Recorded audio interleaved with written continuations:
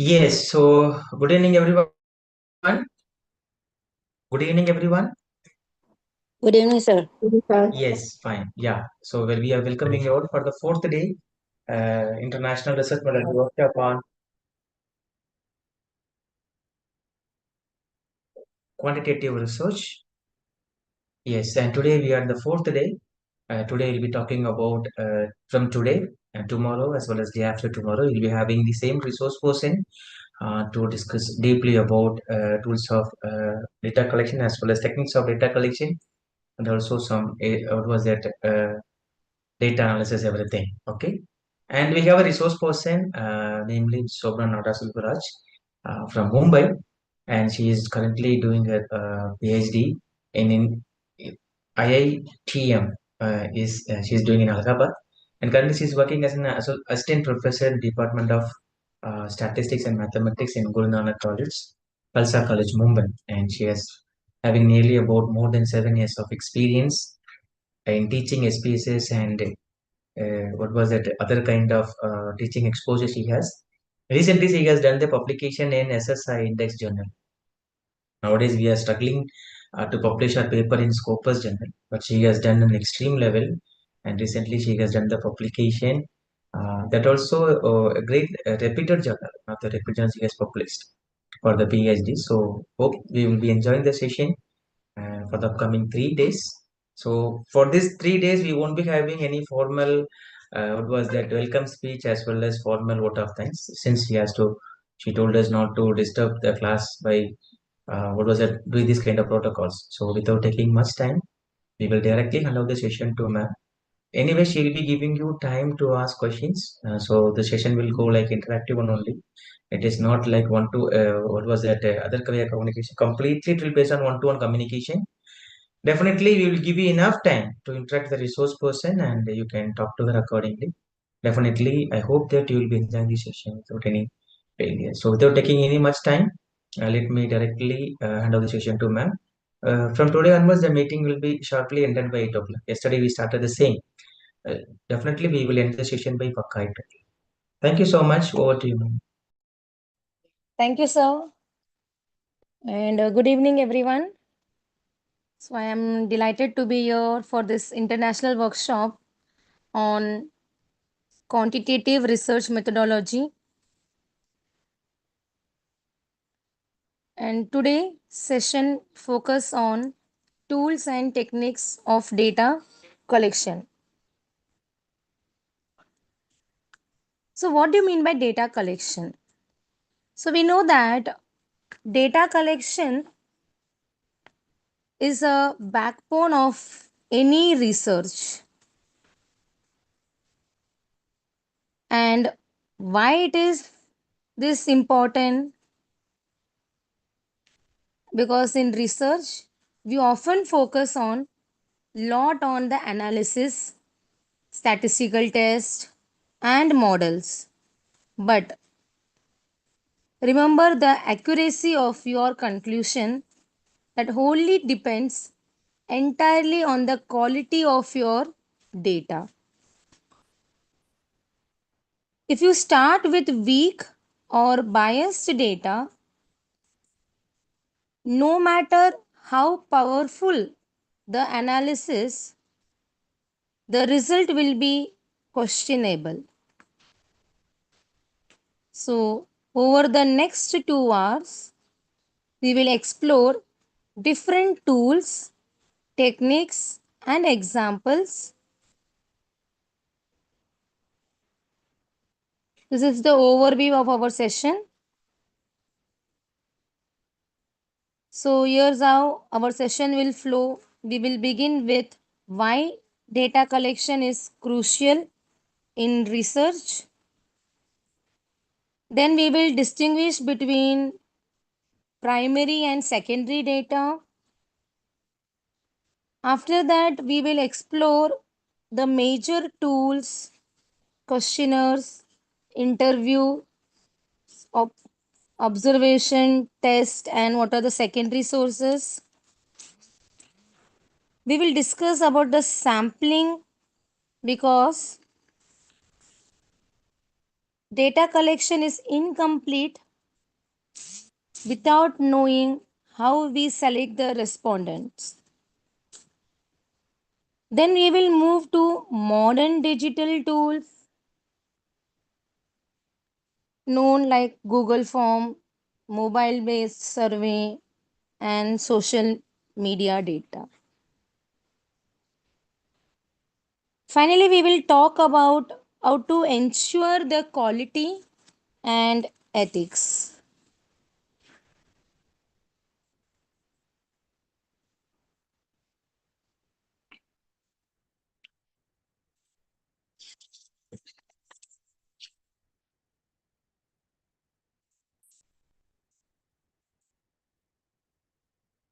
So, what exactly is data collection? It is a systematic way of gathering information relevant to our research problem. Imagine you want to study the impact of online learning on student performance. In this case, you cannot just ask a few students around you and conclude. So, here you actually need to structure,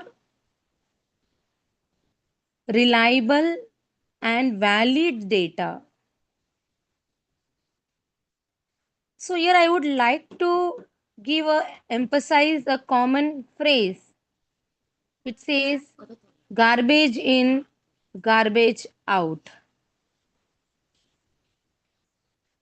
Let me give a small example to make this understand. Think of a data collection like cooking.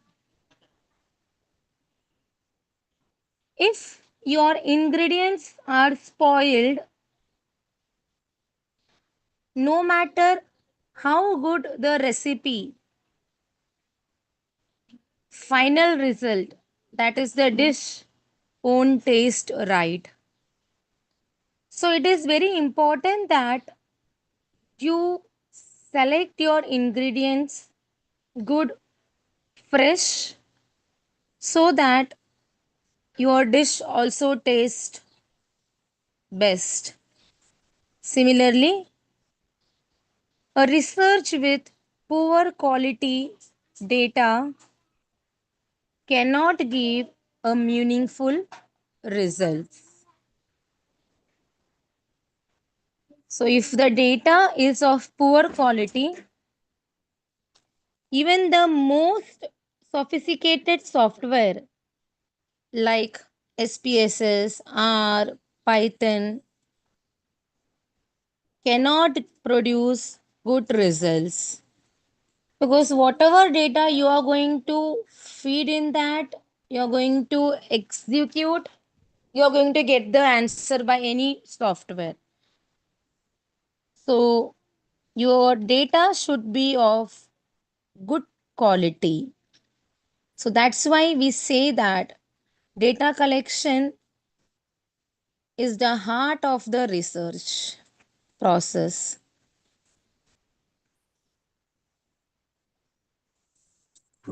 So this session would be uh, a theoretical concept to make you understand the different types of tools and techniques in data collection, which will make your research reliable and valid. So let's understand or start with the source of data, that is which we broadly classified into two types: primary data and secondary data. The data which we get directly from the source, we say it as primary. That could be by survey or any interviews. that is collected directly by a researcher. Already collected data, say the existing data like census, reports. So if we are going to use that data, then we say it as secondary data. To give much more clarity brief on this is, suppose through a survey of say 50 students or 100 students, 200 students, or say thousands of students on study habits, it is fresh and specific but requires time and resource. So that is the thing about primary data.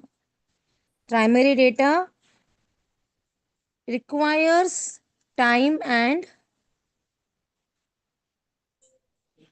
resource, but it's more specific, but it's expensive and time consuming.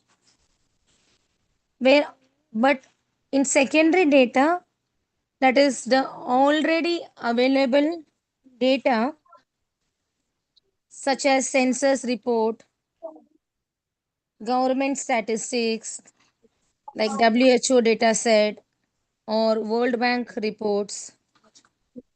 This would be cost effective and saves time too, but may not perfectly align with our research problem. Hence, as a researcher, we often combine both. For example,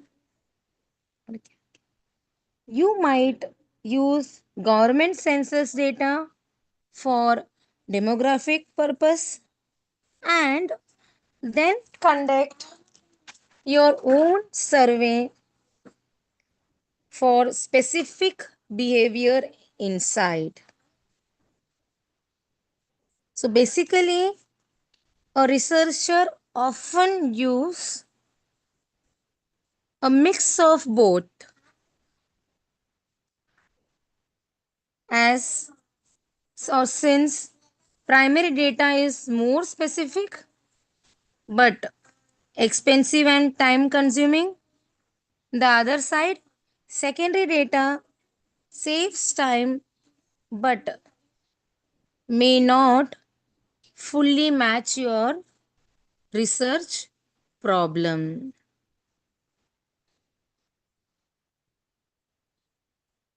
So before you start with the data analysis, when you are in the stage of data, so you will try to identify based on your objective which data would be more suitable, convenient. Of course, always as we said, primary data is more specific, but the only thing is it is expensive and time consuming. So accordingly, we will mix up and go ahead with that.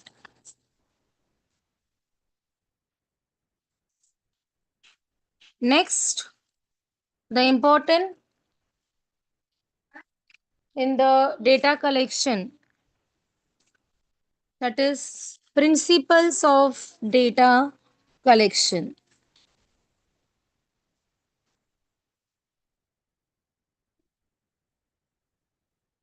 We can also say that these are the pillars.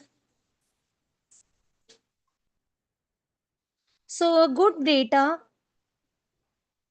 is reliable, meaning it should be consistent, valid, which means it measures what it intends to measure, precise, that is accurate and ethically collected, respecting the participants' rights. Without these principles, data loses its credibility. So we can think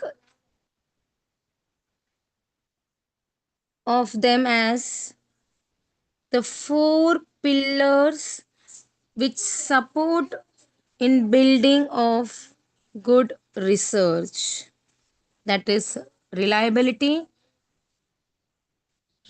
To elaborate in detail, we can say if I administer the same tool twice, I will get a consistent result. So whether I have to see if I administer the same tool twice, will be getting a consistent results. That is what it's reliable mean. So today I am performing an experiment with a technique, and tomorrow if I'm going to perform the same in that same mesh technique, whether the result will be matching, whether it will be the same. Validity means, does the tool really measure what it is supposed to measure? That is what measure what it intends to measure. And precision, whatever the measurement we have got, that is, are these measurement accurate or are they approximated?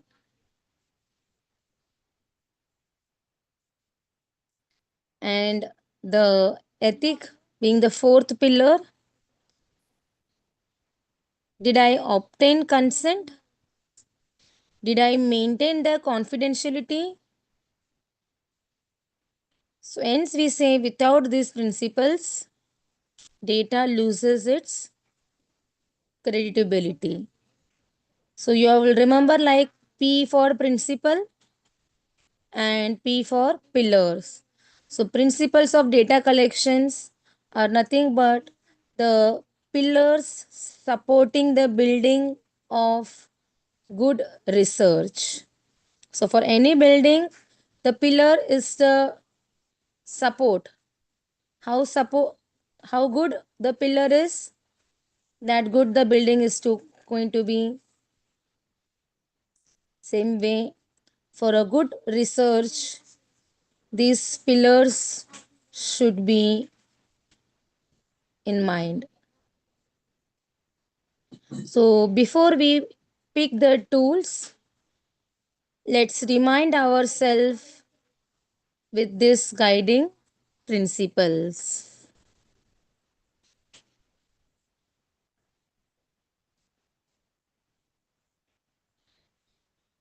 So now, since we have kept in our mind the four pillars,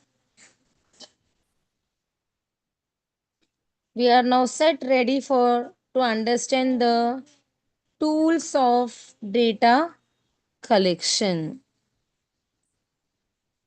So these are the common tools in quantitative research, that's questionnaire and survey, interviews, observation, test and scale, secondary sources.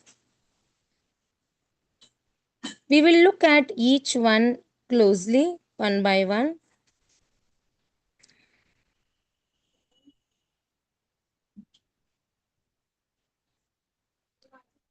So the first one, questionnaire and survey.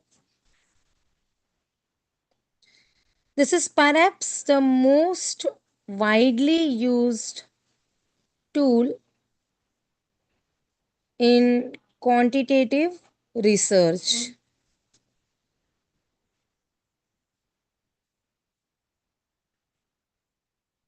Surveys are most common now. Surveys allows us to reach large numbers quickly,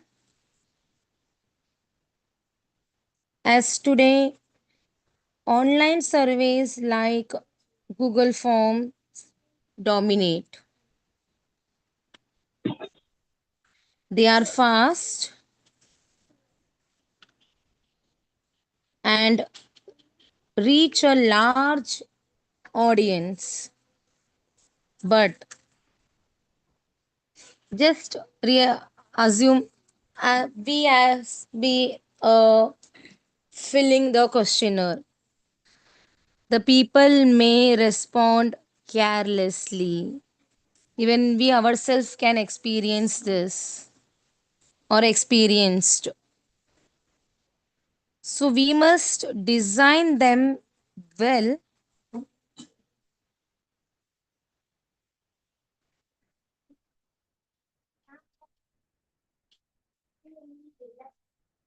We will see to that these three are being there in our questionnaires and say survey, like structured. Structured mean your fixed questions with fixed responses. Many time we get a questions like open end questions. Yes, few questions of course need to be open ended, but we try maximum that we have fixed questions with fixed response so that there is no confusion or the respondents are very well clear to answer that question, because many a times it happens they are unable to understand the question to what has to be answered. Semi structured means some fixed, some open. That is, you give some flexibility there. Because, as I said in the first case, everywhere we can't give a fixed response. Some place we have to give few open-ended question. And if it is open-ended, that means it's very flexible, but harder to analyze quantitatively. So these can be the three types of questionnaires when you prepare: structured, semi structured, or open ended.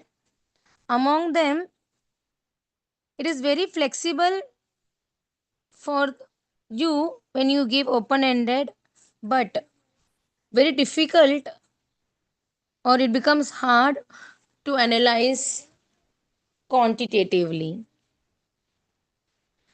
Hence, surveys can be administered on paper, say online platforms like Google Form, or even through phone interviews. So this is one of the most widely used tools in quantitative research. Would like to take one example over here where we experienced this questionnaire form of collecting the data. Survey is not the recent thing, right? Survey has been one of the tool years ago. But during the time of COVID was this tool very much widely used. Like many universities circulated online surveys to capture the students' experience with digital classroom. That data later informed the educational policies. So, like this, at some situation, this becomes a very easy way to get the data, but it's upon the respondent how carefully they fill the questions, how carefully they fill the questionnaire.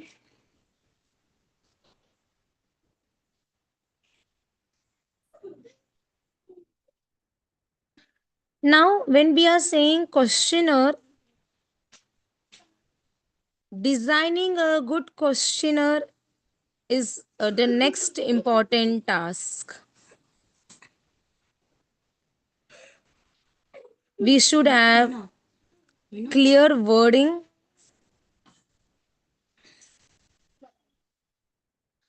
avoid leading or loaded questions. You have a proper response scale. Then you can go for a pilot testing before a final survey. As we go for a pilot analysis also before the final analysis. Similarly, many miss this part. Even in survey also, before the final survey, we can go for or we should go for a pilot test also. So to elaborate this, how to design a good questionnaire.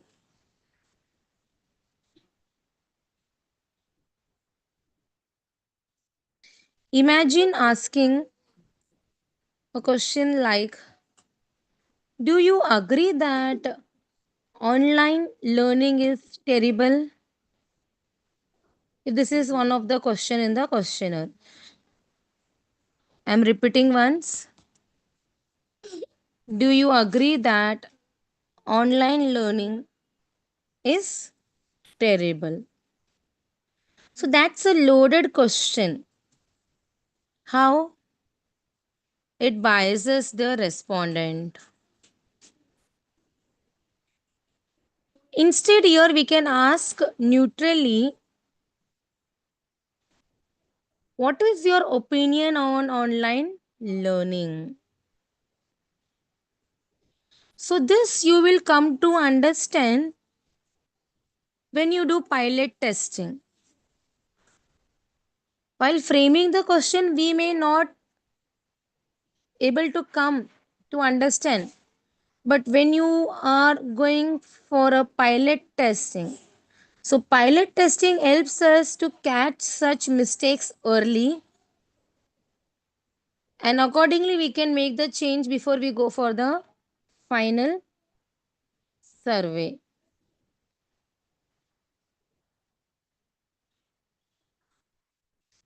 Let me take one more question in a similar way.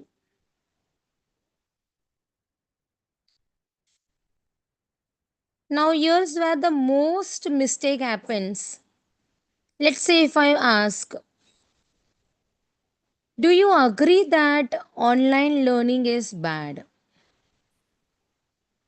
So let me repeat the question once again. The question asked in the questionnaire is, do you agree that online learning is bad?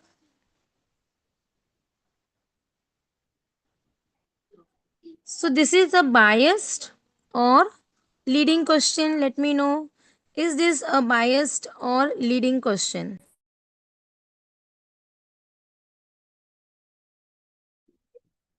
Ma'am, say that again. The question is, do you agree that online learning is bad? Yeah, it is It is certainly judgmental. It is biased only. Yes. Because it pushes the respondent towards a negative. answer. So how I better can frame this question? So how better I can frame this question? We can say, what is your opinion on online learning? So while framing the question, we will be very careful enough to be enough that we always go in a positive way to get an answer. It is not like a biased or not towards the negative answer. So the better statement would be, what is your opinion on online learning? So the best practice would be what here? Keep the questions short and simple and avoid double barrelated questions like, do you find, do you agree? Okay. And in some questions you may ask two thing in the same thing, like, do you find online teaching flexible and affordable? So here a few may be in the one category of flexible, few may be in the category of affordable. So avoid like this double barreled questions. You can put on a two different as a two different question here. Do you find online learning flexible? And you can ask the next question, do you find online learning affordable? So when you put it together, it asks two things at once.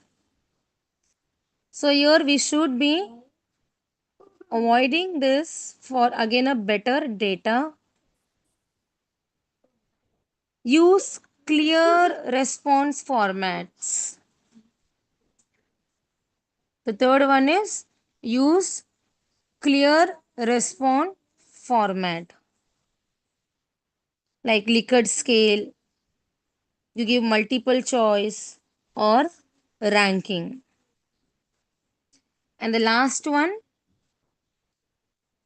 before you go for a final survey, always do a pilot test in order to ensure questions are understood the way you intended. Many a time we also experience like we write the no, we write a one say one complete draft, say one page. You yourself, you are going to read it n number of times, you feel again and again correcting. So once you made the question, just go for survey, yes. Then you will realize it, the mistakes, or you will face the difficulty in data analysis after completing the survey. Then waste of time, waste of money, waste of resource. So to avoid all this thing,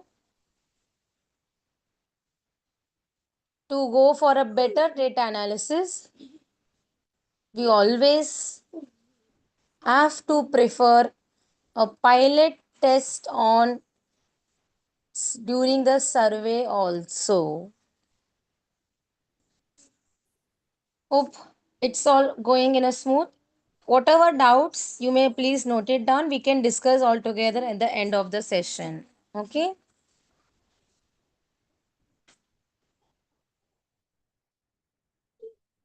The next tool is the interviews. So interviews are the another powerful tools. Interviews allows us to explore deeper.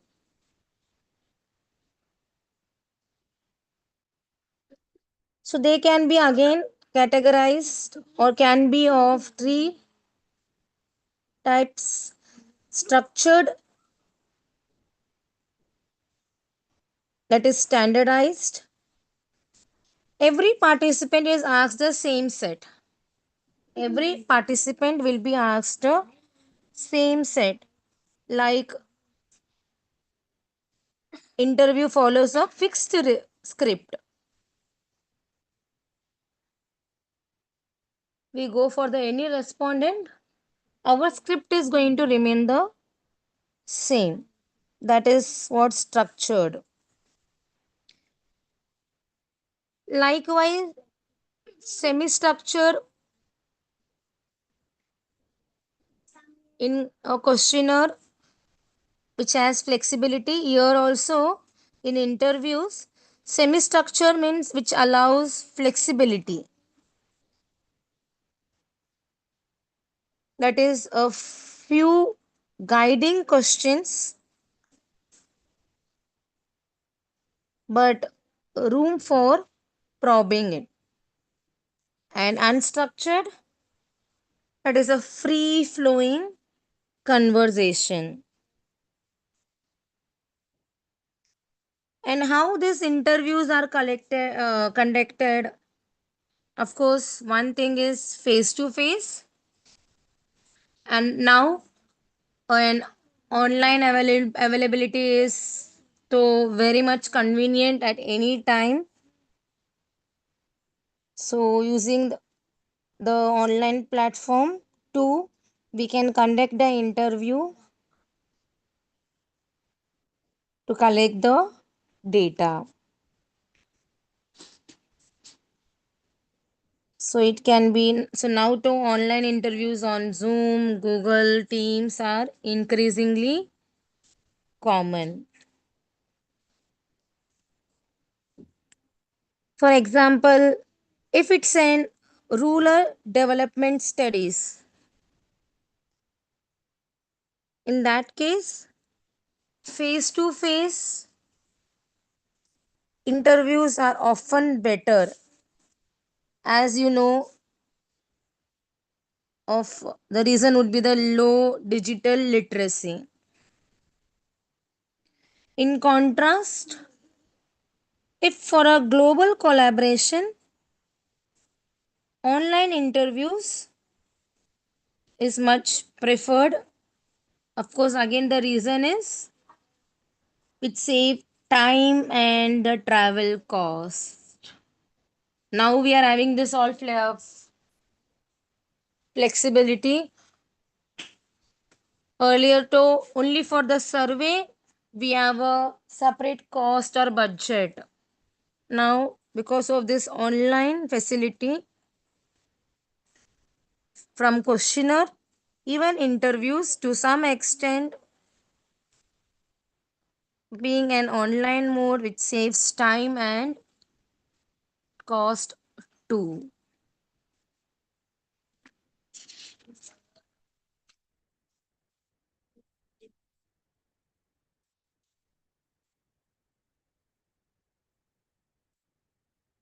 The next tool of data collection is observation. So you may wonder how observation could be one of the tool for data collection. Yes, sometimes the best way to collect data is simply to observe the behavior, or Ma'am, simply the to, slide has changed, ma'am. The slide oh has changed. sorry, yeah, thank you. It's simply to observe the behavior or simply observe what's happening. For example,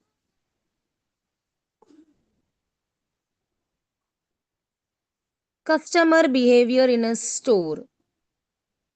So that you can just we observe how what are the behaviors of the customer to understand what can be the data, right? Or if it's a classroom, so studying classroom participation. So if we ask the student to just go through the notes, revise, so How we can collect the data over there? Just by observing, like how many are studying, how many are just idle, etc. What are the different behaviors? But again, here the important thing to be noted from all the case in all the tools, biasness. So the observer, whoever is the observer, must avoid the bias.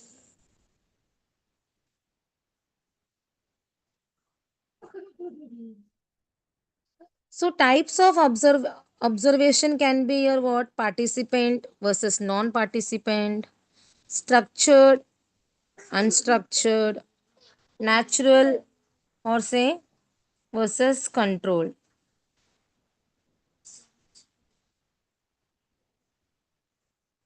So when I am teaching in a class, so that how what I can more observe.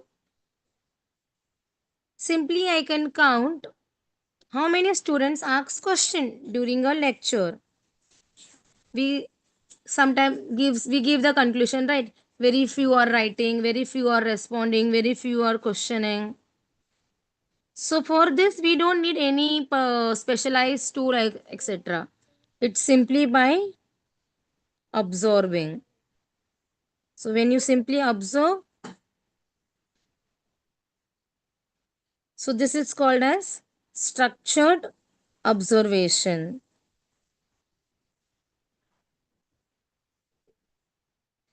But if they join the class as a student and observe dynamics, that participant,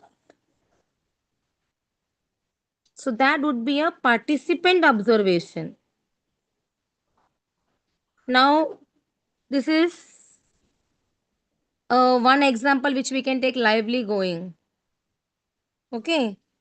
Now, from my side, what I would be observing, how many participants are actually listening the session or noting the notes, how many, what would be your side? You will be the participant observation, right?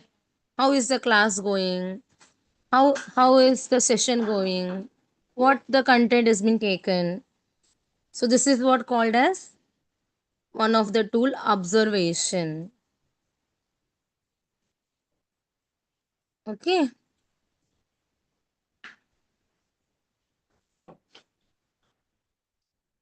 The next tool of data collection is test and scales.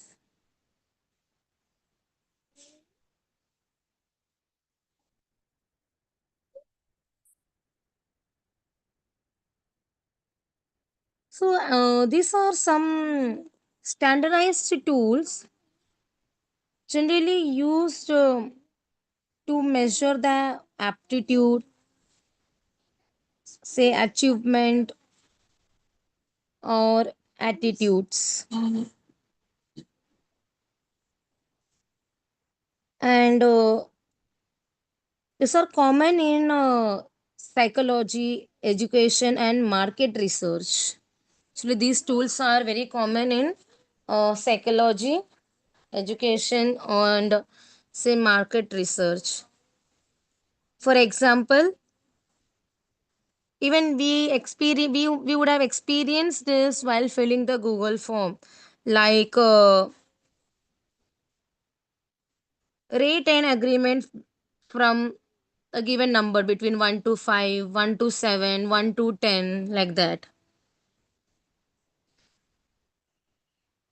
So here it's the Likert scale where respondents rate the agreement from a given interval,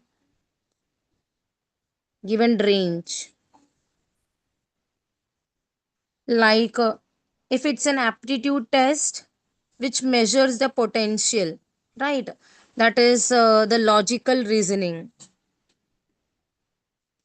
If it's an achievement test, there we measure what is learned. And if it's an attitude test or say personality, so here it captures the emotions and the opinions.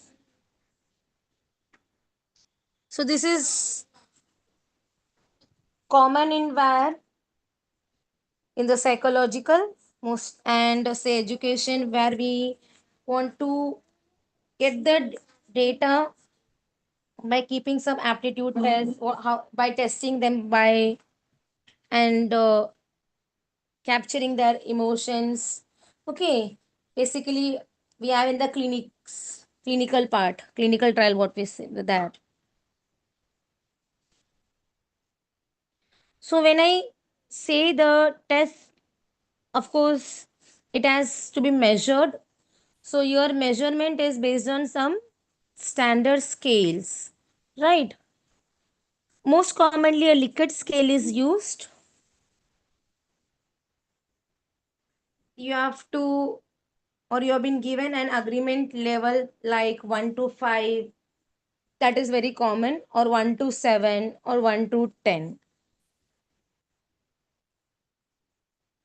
Like we get, right? Give the rating between this, where 1 being the most likely and 5 being the worst or least, like that. You also get some questions like an opposite adjectives like happy, sad. So this comes under the scale of semantic differential, we can say. Semantic differential. If I say in market research, it can be like up, down, high, low. Okay. So when we have this opposite adjective words in the option, so that comes under semantic differential. And the last one is the weighted statement.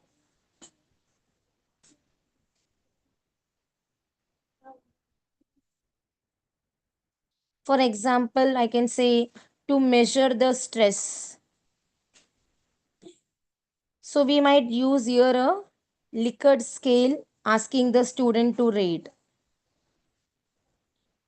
I often feel overwhelmed by assignments.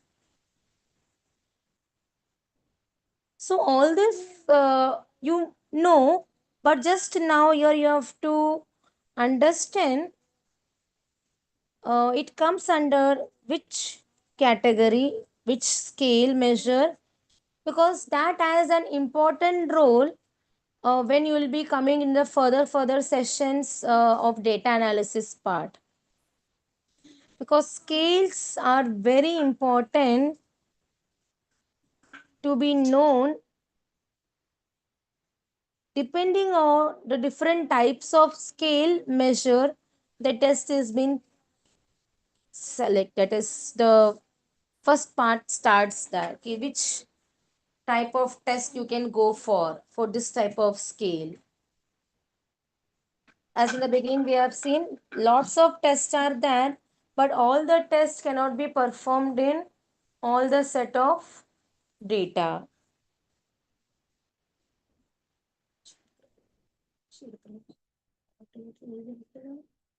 Ma'am, I have a question. May I ask? Yes. What is the difference what is Thurstone test? I didn't understand. I think you spoke about Likert and semantic. What is Yeah, Thurstone yeah. test? Yes. Coming to that.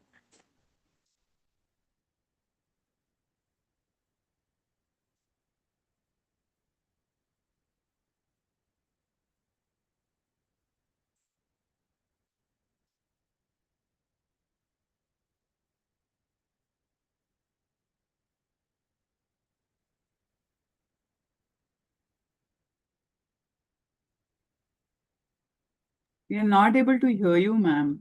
Hello? Hello, am I audible? Now, yes. Yeah, there was a long break. There was Yes, sound. audible. Yes, ma'am, you're audible now. Yeah.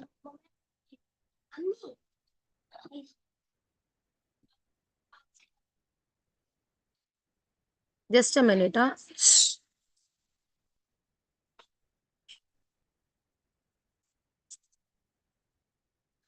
So yes, coming back to our scales. So Likert and semantic differential is very clear. It's direct, which we commonly see.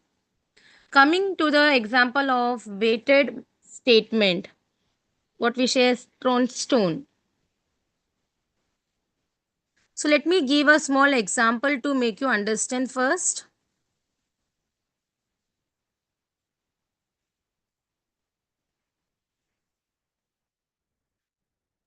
When we say weighted measure, that means it is being going to be weight, like which is not visible, which is invisible.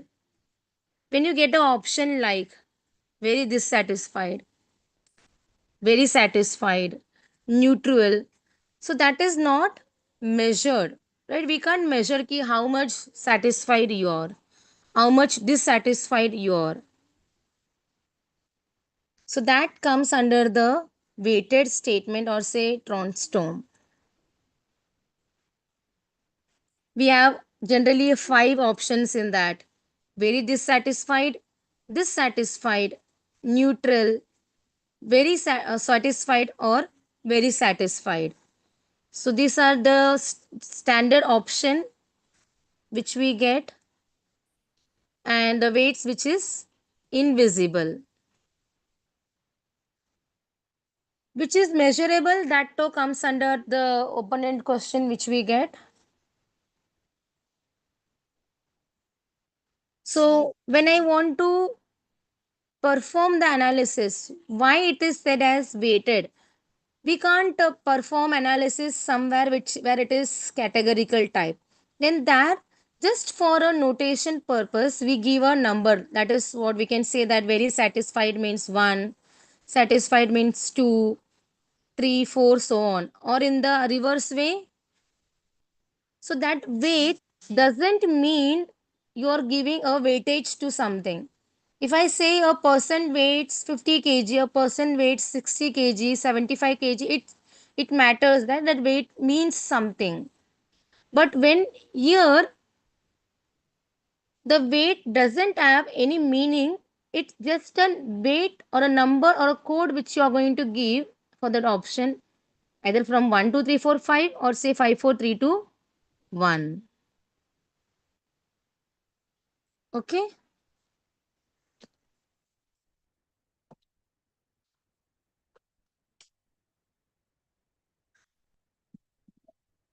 Anything more to clear in this? Yeah, ma'am. So how is it different from a Likert or semantic? So in semantic differential, you said we take opposites.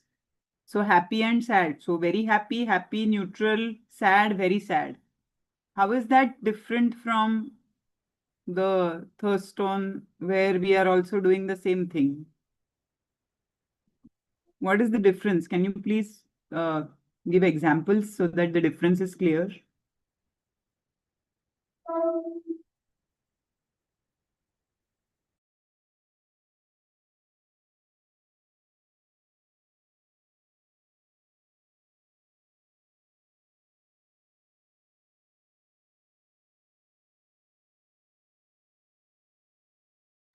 For that matter, even Likert. So stress levels via Likert say scale. Sorry, I just got a disturbance. Yes, can you please repeat? Yeah, so I am saying that I am not really clear about the difference between Likert, semantic, and differential, because semantic is opposites. So if we take stress level, not stressed and very stressed, Thurston is also the same thing, not stressed, a little See, stressed. Likert scale and this is to some extent similar. The difference is, in Likert scale, you don't generally give an option. You will say rate between 1 to 5. 1 is agree and 5 is disagree. Like, so you're not going to specifically hear how much. But when it is coming to be the weighted, that is, there you are going to specifically mention the, give the clear cut 4 option, 5 option, or what, how much, or generally 5 options we have on this. In Likert scale, you generally give rate between 1 to 5, 1 to 7, or 1 to 10. Like And that. then how is Thurston different from semantic differential, ma'am? Because in semantic differential also we are going from one. There you're going to just give a option of opposite adjective just to like. Only 2 in semantic Yes. we give only 2. Yes, like up, down. How much Okay, happy, how okay. much sad you are Okay. not. Happy, sad, up, down. Okay. Understood. Understood. Yes, Thank yes, you. yes.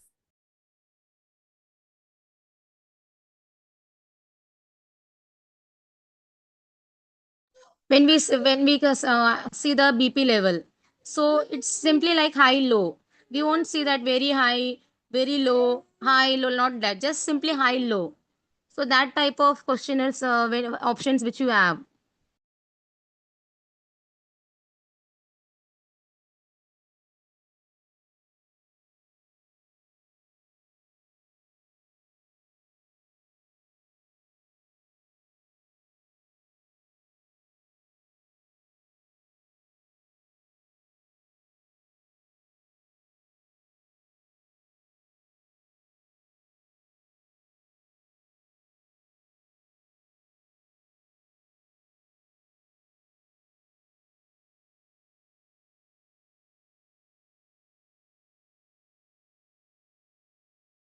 Oh, sorry, it was muted. Sorry.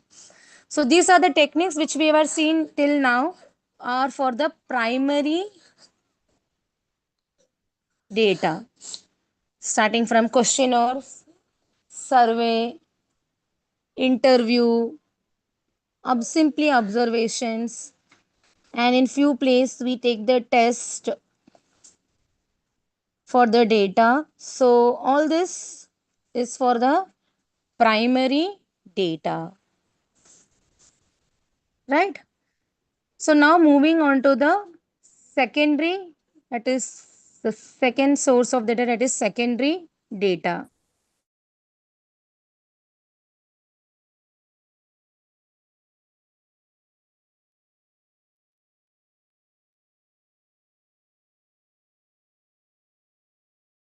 So from word secondary, it's very clear that it is going to be the data which is already been collected by someone. So this we have so many now websites, so many site source to get the secondary data. The very common thing where the reliable is the government reports and the census, like WHO report, we can say World Bank, UN data set. Because the one thing is why we go for this data set where we can go. See, everywhere we can't go for secondary, but where we can go, the reason is to save time, but maybe lack the specificity. It might be not that specific which you might be requiring in your or for your research. So in that case, you have to mix up the both and try to get the data such a way that it is more specific to your question.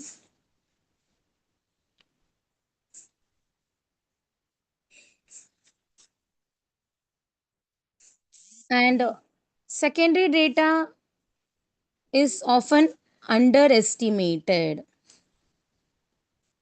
Like, suppose you think about a data set like WHO on health, the World Bank on economy, or your country's census. So these are the rich resources for a researcher. What is the challenges over here then? They may not exactly match your problem. And sometimes data quality can also vary. So as a starting point, they are invaluable. So that is the always everything has its pros and cons. So if it suits your research problem, well and fine. Otherwise, we stick to the very effective one, that is primary data.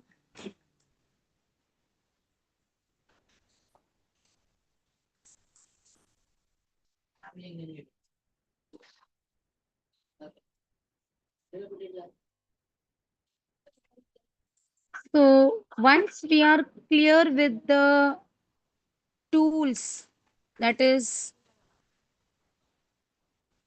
for data collection, whether primary or secondary,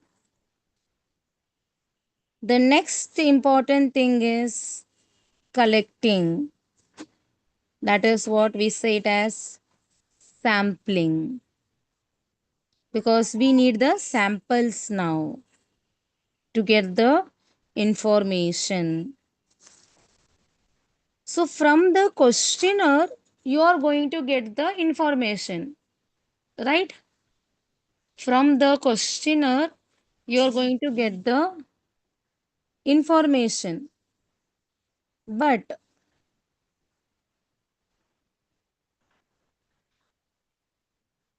to fill that questionnaire, we need someone.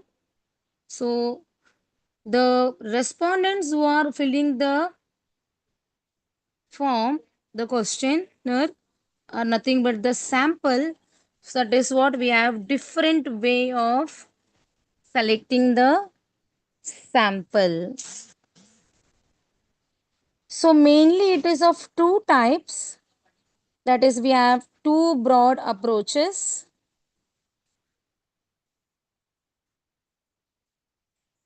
Probability sampling and non-probability sampling. And why this is important, as just as an example which I gave, because we should know whom do we collect the data from. Just imagine now when you get a Google form to get a Google form link to fill for the research work, etc. It's forwarded. We don't know from where it is coming, who is sending, why it's been sent, etc., etc.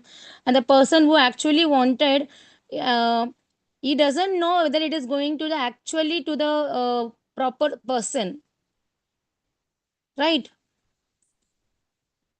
So that is what sampling as a very important role here to collect the data, which is the next crucial point. You should know from whom do we collect the data. So when I say probability sampling, that it's what generally happens with us, right? Someone forward, you just fill the form. So here what happens?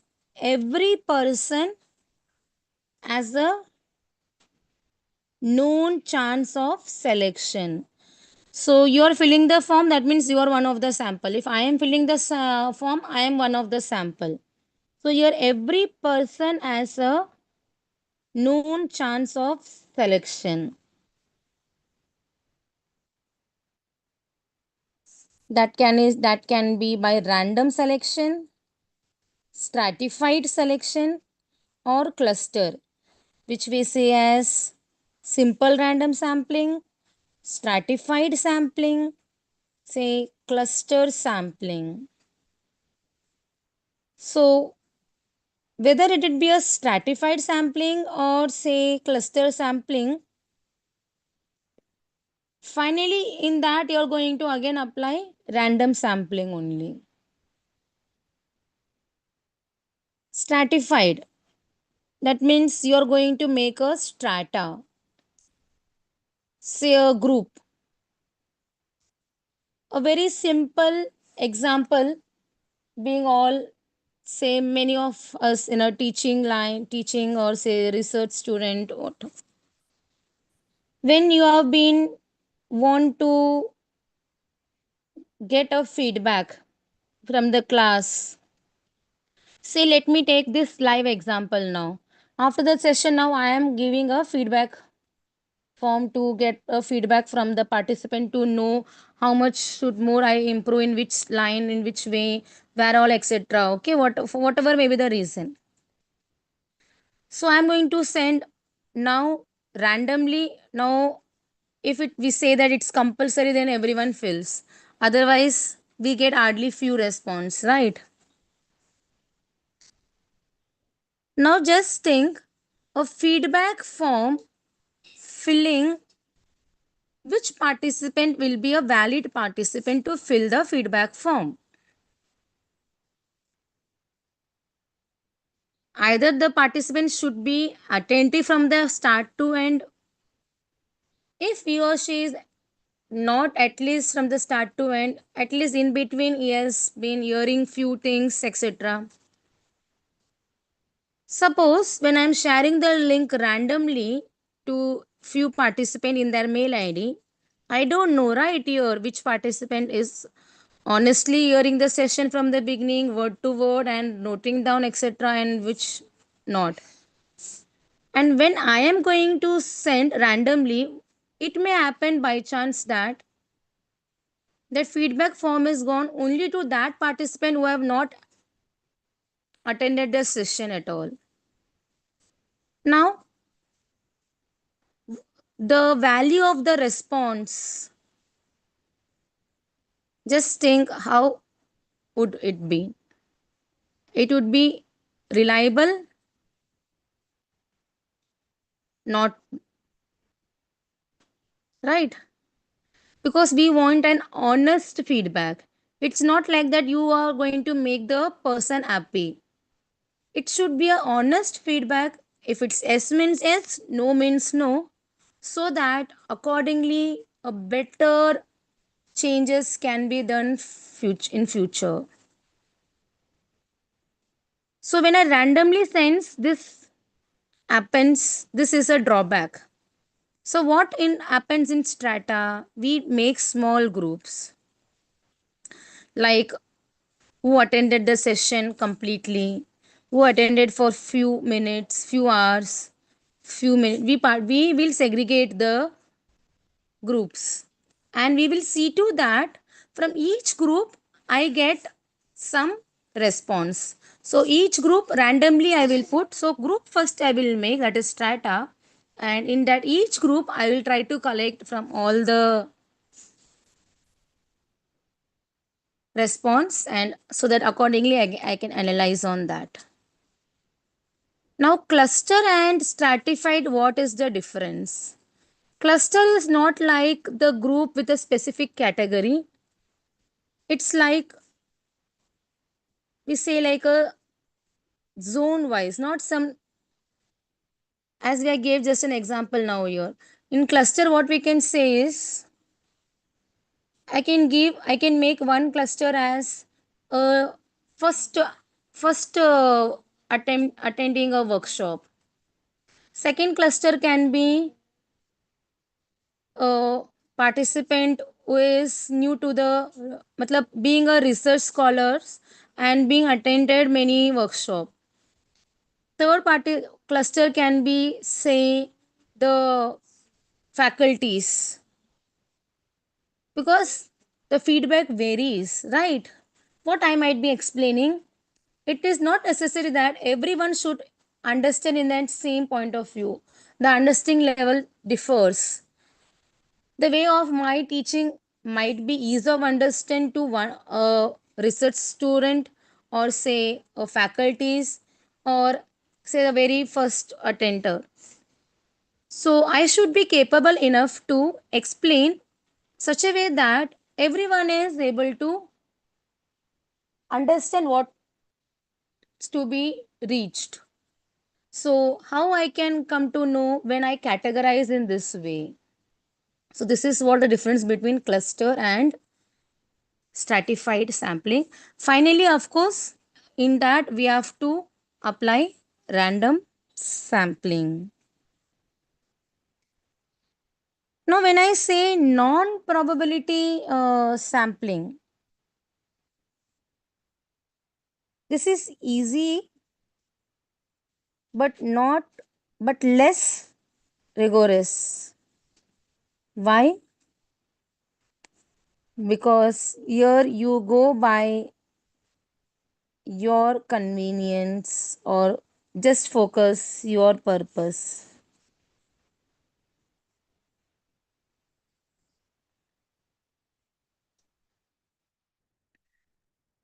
Like example, let me just compare one example between the probability and non-probability, then coming into detail in that. If you want to study the healthcare workers across India, so in that case, what happened? It comes under probability. Sampling is the better one because you're going to give equal chance to everyone.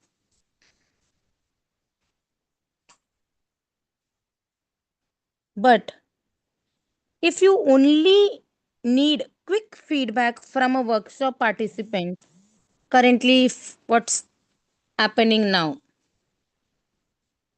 So if I want a quick feedback from you, of course I am not going, there is no use of sending this feedback link to the others, right? I want the feedback of this workshop. So in this case, we can say that convenience sampling would be the best one, because what is my convenience require, that is what we go for. So to differentiate between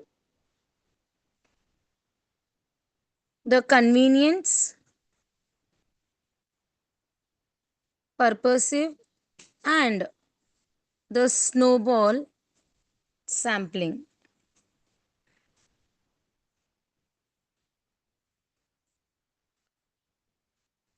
Just example which I gave, this is what for convenience. Okay. So the ease to access.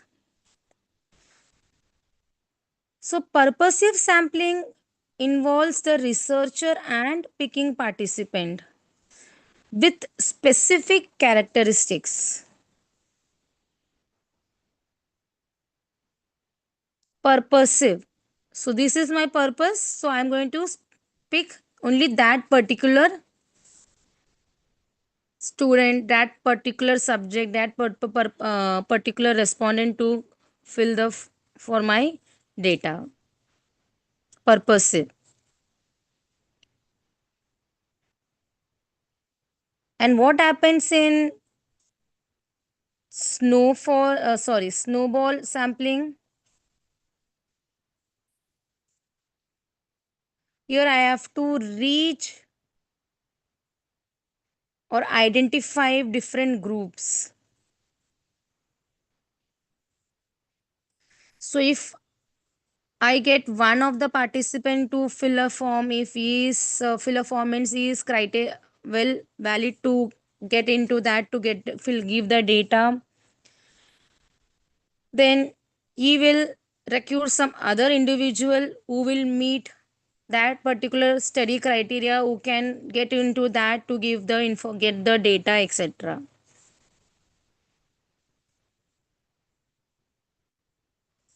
So it's like, generally this is happens mainly in the medical data where we collect. Once a patient comes to a doctor and we identify that he or she is been with some particular disease.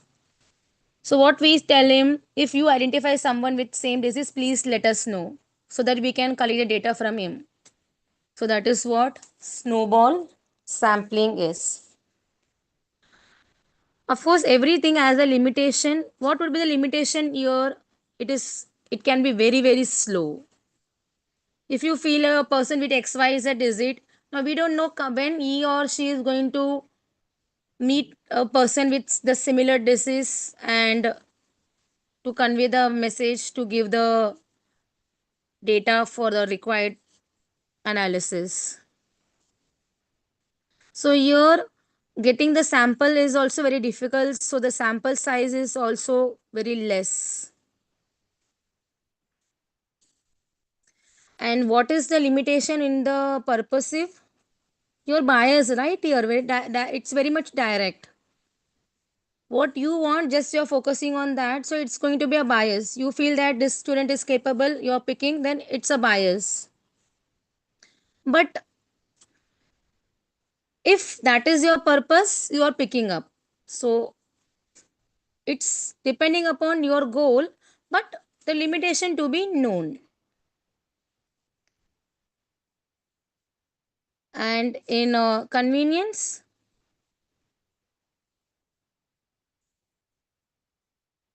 just reaching your goal to gather the data quickly, we use this method, right?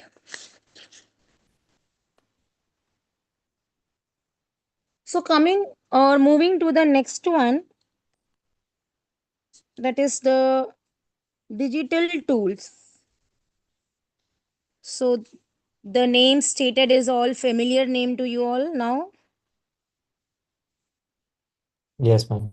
So in the digital era, data comes from an unexpected places, right? Apps, social media, sensor. But Okay, madam. we must be careful about consent and privacy. Okay, we must be careful enough about it. So many a times बना you गया get a yes. इसमें हिंदी हाँ बोलिए sir. English Sorry. Is if there is any doubt, we can sort it after maybe few minutes. Anything regarding to what I have spoke till now? Plus है No, कि ma'am. नहीं मैंने सोचा ये So बात when I कर say yes, रहा है ये when बात we say plus an online, one of the first digital tool, that is plus है say मैंने तो पूछे online हैं क्या बोला survey. So the known thing is of course the Google form, because which is free and user friendly tool, which is integrated with the Google ecosystem. And the one more thing, the next, which is still much not that wide used because it's a paid, but it's more advanced platform which offers deep customization, gap नहीं छोड़ also यहाँ से लिखो advanced data analysis यहाँ से लिखो जितना कहते हैं यहाँ से लिखो यहाँ and integration capabilities for professional and complex data gathering can be done to the देखिए है Survey Monkey online survey.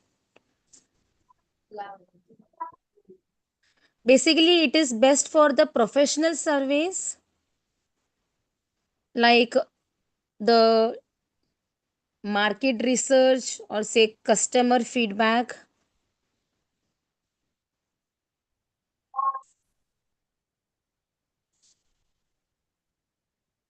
The main reason for going on this is the data analysis part, because it provides the real time analytics with advanced data filtering and detailed reporting, which is lack in the Google form. Google form provides only the basic reporting and direct integration, Hindi chapter 1 पढ़ लेना ठीक है but lacks the deep analytical हाँ features. Dr. Surendra Kumar, can you please mute? I think one of the participants. Yeah, thank you, ma'am. ठीक है हाँ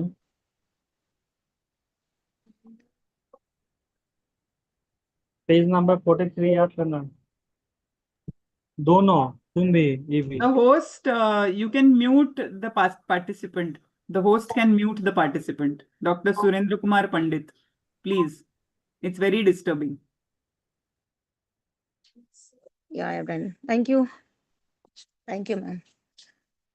So the next one, so this is what, see. So generally you might be aware of Google Form, but now even the advanced level person who do the survey, who actually need, they go for the paid version only for the powerful data analysis part. So when to choose which? That is now important. When to choose which? If you need a simple survey very quickly, so you know how quickly you make a Google form. If I tell you now, please make a Google form with few questions, within few minutes you will all do. So when you need a very simple survey quickly and you would like to get that in a simple spreadsheet, of course go for a Google form. And if you need to do some advanced analytical tools, or you need to perform some sophisticated survey logic, so in that case you will choose Survey Monkey. When you want to conduct in depth the market research, also visualizing purpose too.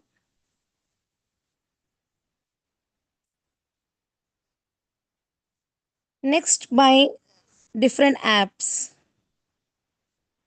then social media.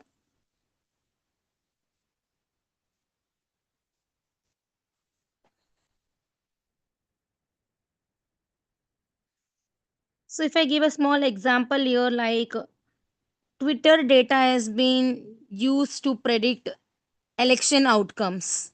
So which is very common now, right? Like giving by from the X, etc., etc. Flu outbreaks, even in disaster response, even if it's a high rain. So these are the way from where we get the data. So where we make use of the digital tools by the post, tweets, hashtags.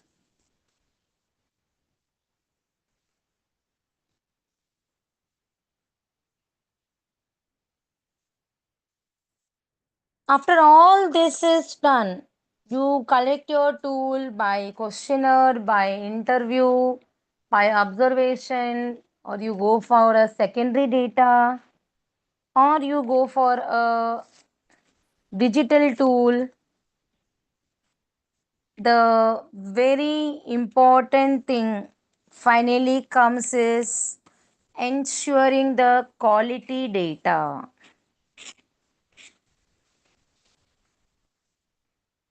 As whatever may be, quality is everything. Isn't it? Agreed? We sometimes even say, right, we don't see in some place the price or money. We need good quality. Likewise, even for data analysis, the data should be of good quality.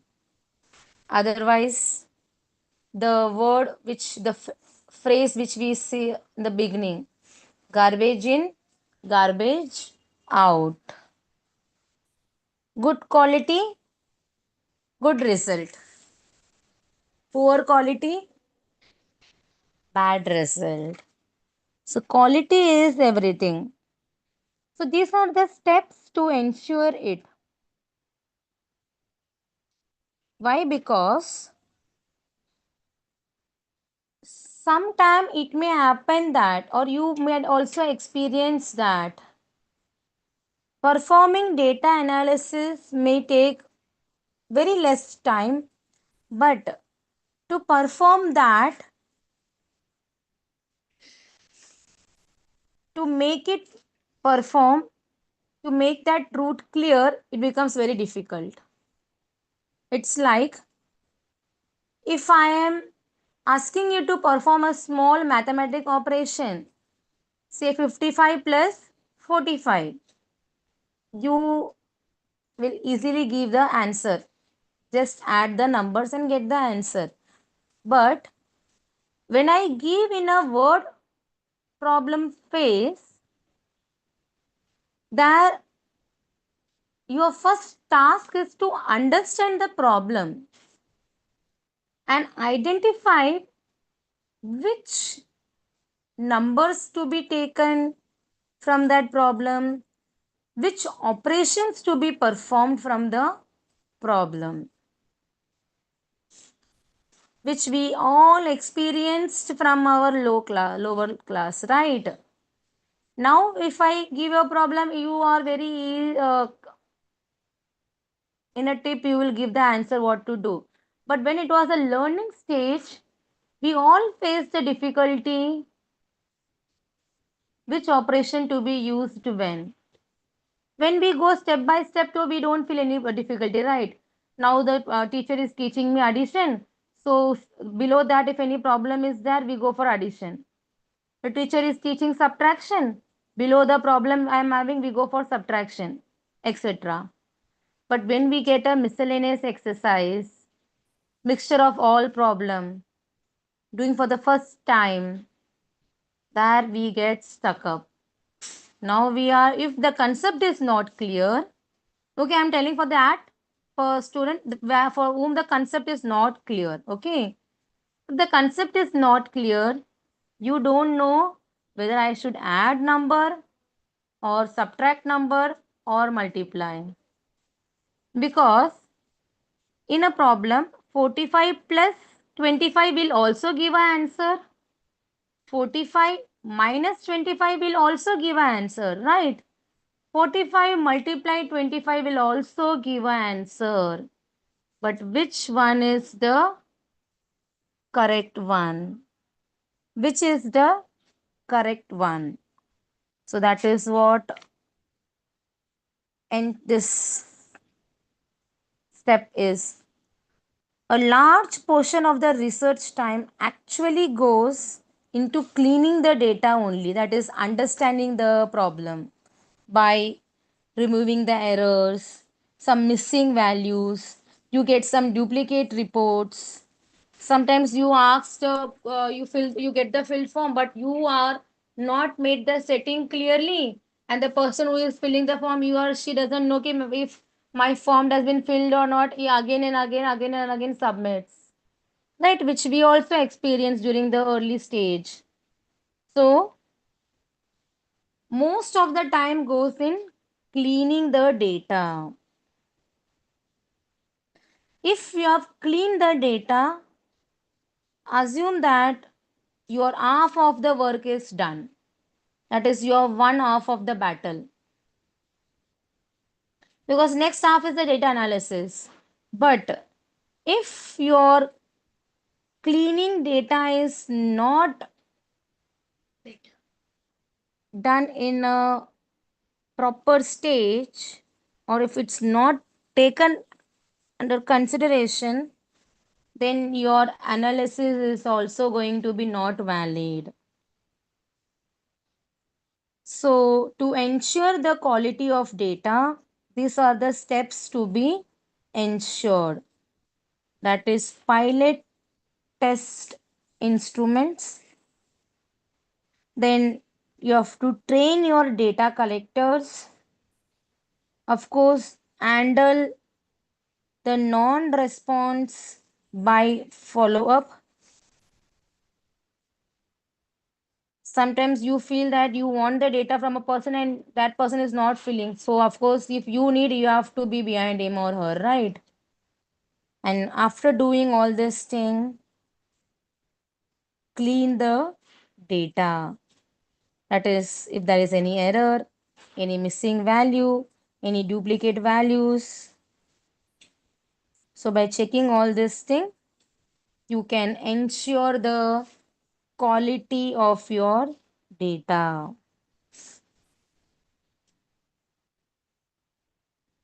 There is just a fun line we can say. You can see in a very big project,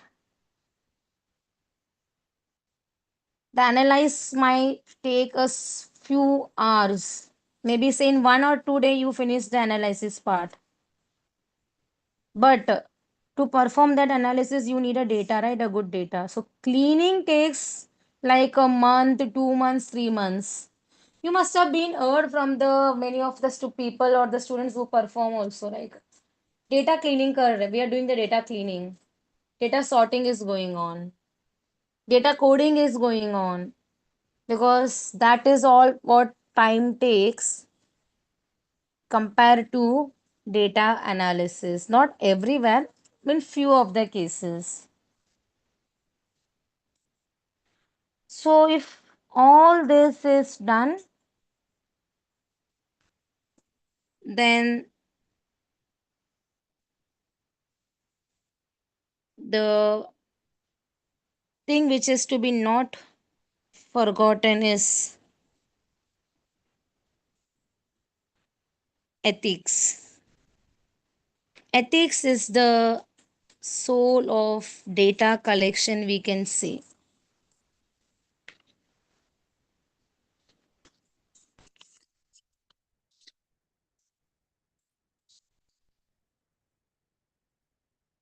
Data collection is heart of the research process. The very earlier statement, if you can recall this, when we started the introduction, data collection is the heart of the research, and ethics is the soul of data collection. Ethics is non negotiable. We all know that data is not just a numbers. It actually represents the real people.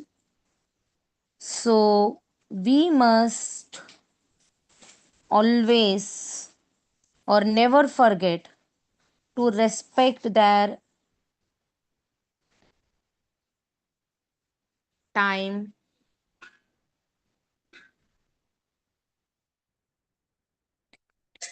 dignity, because they represent as a real people, not just a number. You might feel in paper it's a number, but it's not just a number. So we must obtain an informed consent.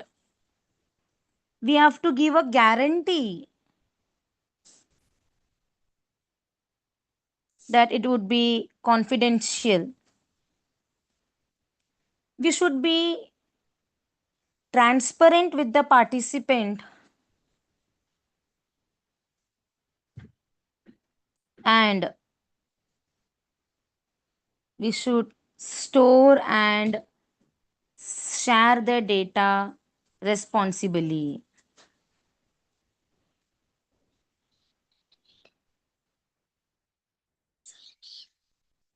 So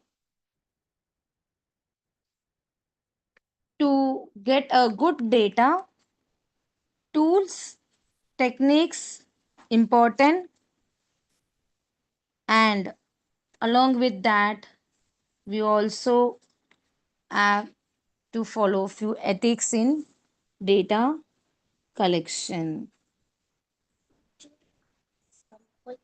This can be a small case study you can take for your understanding of today's session. Whenever you get a time, you feel you can just go for this case study. Understanding or studying the stress among the students. You make a questionnaire. Here, basically, the researcher wants to study the student stress level. Okay, so you will first decide what should be the tool. So, different tools you know now. you just assume, consider here that I'm going to go for a structured questionnaire. That is where I have a fixed question and fixed response. And you're seeking to only one scale, say that is say Likert scale, and you're decided to collect with 150 students being the sample. And method, of course, if it's a questionnaire, the preferred one at this time point view is the Google form. So you can take this activity and get the data collected. Later we can use this data to analyze, and we can see the average stress level, or we can statistically analyze a significant difference between the gender, or is there any correlation with the study hours because for the students stress level. So we can take few questions, and if you want to analyze on that, yes, what are the test possibles, so which will be a further sessions to understand. So at this level you can first try to decide a problem, and try to decide a tool, and accordingly you can make a questionnaire to get a data. So finally I would like to give a small recap what we have done in today's session, that data collection is a backbone of our research. We have seen different tools.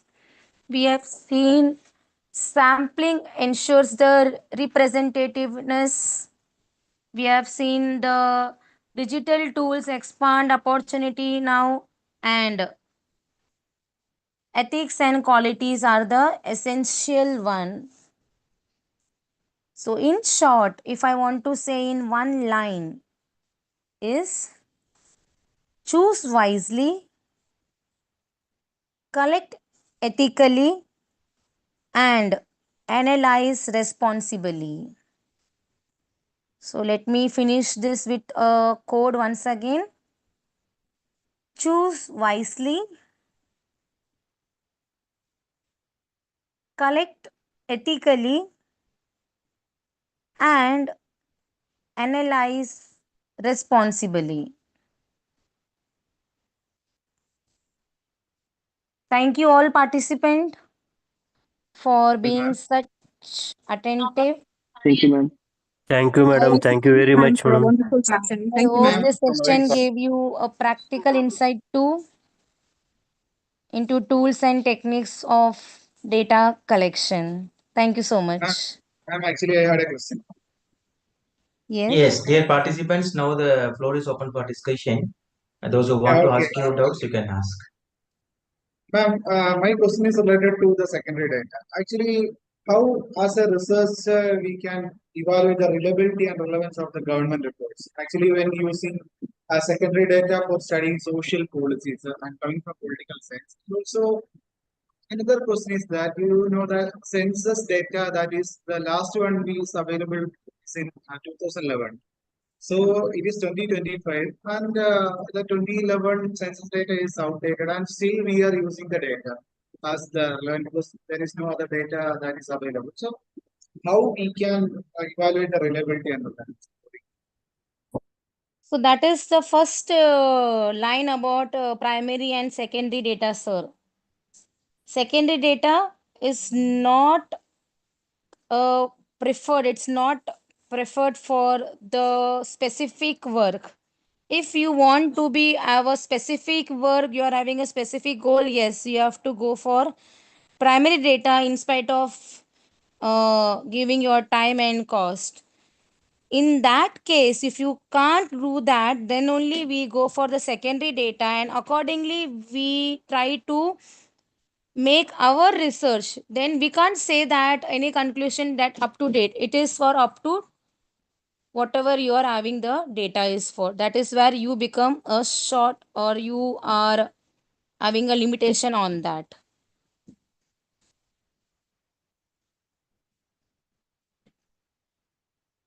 Because it cannot match your research problem completely.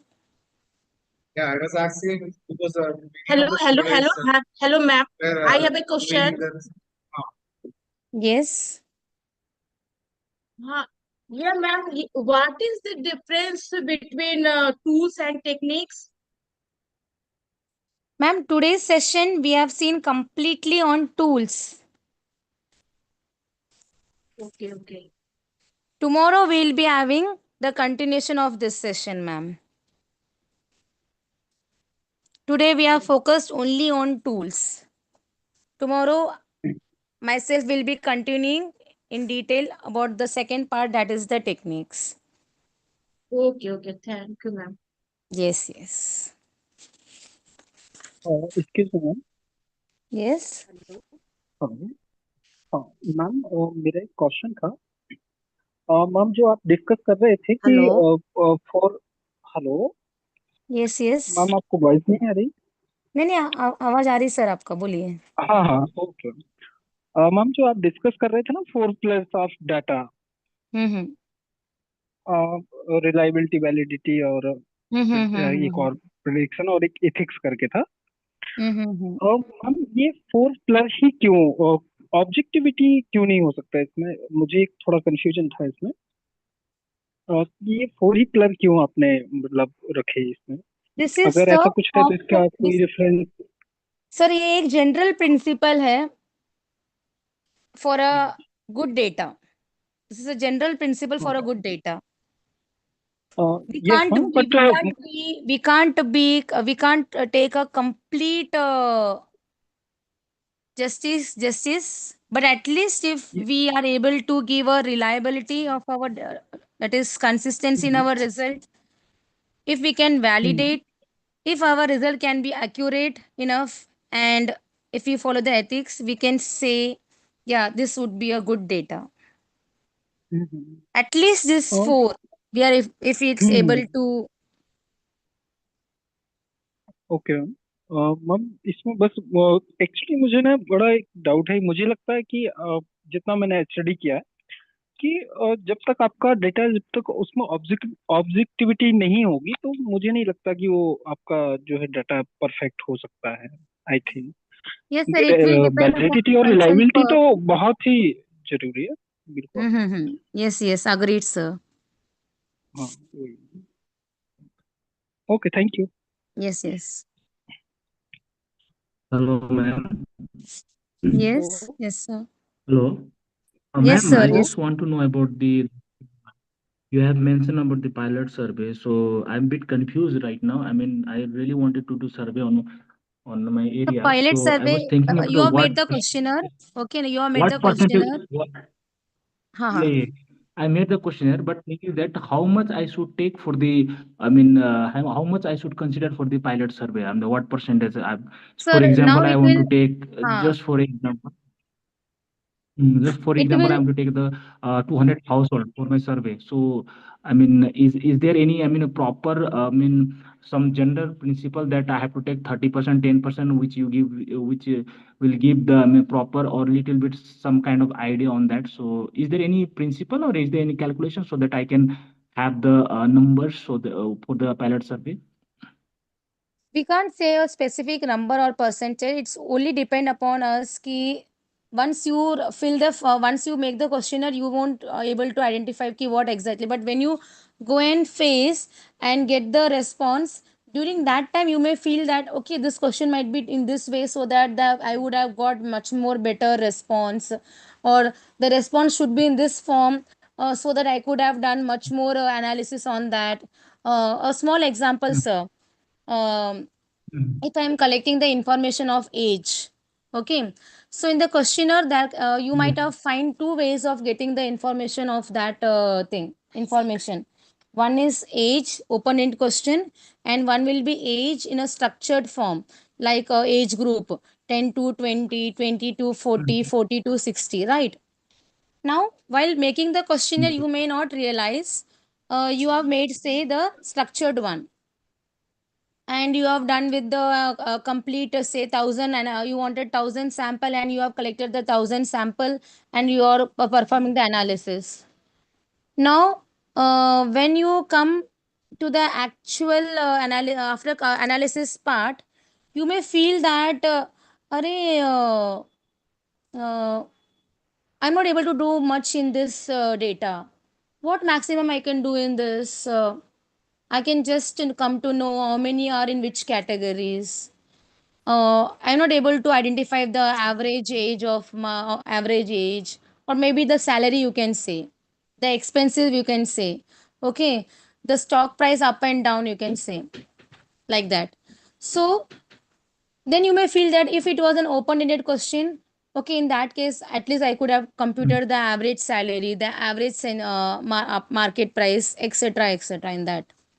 So this you may feel if you don't do the pilot survey. So minimum, if you take say some 10 respondents, 20 respondents, also you can do some analysis, right? It is just to know whether you can perform some analysis on that, or whether relevant analysis can be performed. So that is what for we go for. So it is not a specific number that you have to do 5%, 10%. It is just an common understanding. Even with 10 Yes, respondents, you can exactly. come to some. Suppose if it is a regression part, then you need minimum this many samples. So like that, it's an understanding. Exactly. Exactly, ma'am. Yeah. Okay, Hello. thank you so much. So, I mean, there is no such specific number, but sir, but ma'am, but according, I mean, as per your experience, I mean, like you already explained that based on their questionnaire, it will depend. Even though ma'am asking like, as per your experience, how much, I mean, how much I can consider for this, I mean, this pilot Sir, survey. we also have a calculator for sample size calculation by putting the level of significance, etc. Same way we have by putting the how much error you can go ahead by putting the level of significance. We have a specific calculators. In that way, it's just an understanding level to go ahead in that. Okay, okay. Yeah. I got it. Yes, yes. Thank you so much. Thank you so Ma'am, much. can I ask my questions? Yes, sir. Ma'am, I have two Hello. questions. First is basically, ma'am, I'm doing research on AI, so I'm taking secondary data source, more for secondary data source. But how can I need maybe 10 or 15 records? I can put my own also. So can I have mixture of secondary and primary data there? Yes, yes, sir. That would be better, because in that case only you can able to fulfill your specific research problem. Otherwise, your problem will be not that specific what actually you want. Okay, thank you, ma'am. And second question is, madam, in mathematical, understanding mathematical functions, we need to create our own primary data source, correct? So that we don't need to collect, we need to generate by ourselves. So A random generation, yes, yes, random generation we do. how do we document that this is the way and this was the data generated, or do we need to show that data? No, How that do is not needed to show, sir. Just we generally show the result. When you go for a simulation, that is generally a simulation study, what we say. In correct, that ma'am. case, just you go for you just show your results only. No need to And show your data in that. okay, a seed also I don't need to mention whether I have what was the seed for that random No, generation. no, no, no, no, nothing, nothing. Okay. Yes. Okay. Thank you, ma'am. Thank you. Hello. Yes, yes. Hello. Yes, I'm yes. from, my name is Ranita and I'm from Imphal. So my question is, you mentioned about the mobile apps for data collection, digital tools. and Yes, yes, go also ahead, ma'am. Kobo Toolbox and ODK.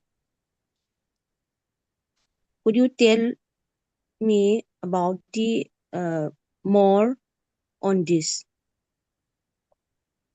Yes. And any more questions, please? You can put in the chat box. If anything more common, we can discuss it together. So in the digital era, we have to collect data from the field with mobile or tablet. So how to structure the questionnaire with these digital tools? Structuring the questionnaire is not about this session, ma'am. It's a totally different. That you have to have a session on a questionnaire, how we frame the different type, what type of questionnaire should be. It depends upon your objective of study, different. This is basically once you make a questionnaire, what and to be that is which all tools you can go for to preparing that. So what type of questionnaires, what type of questions, that will completely depend upon your study. Understand. Yes. So my question is about the mobile apps you mentioned. Yes. Now there are many few not that much commonly used by the common person, where we have like Kobo tool box, which is the open data kit, which uses the open, that is the ODK. They are very largely high technological thing which is used, where we get the directly once you fill the form, like Google form, what we do when you Google fill the form, you get some graphical presentation directly to understand how many are filling, what is the result, like yes, no percent,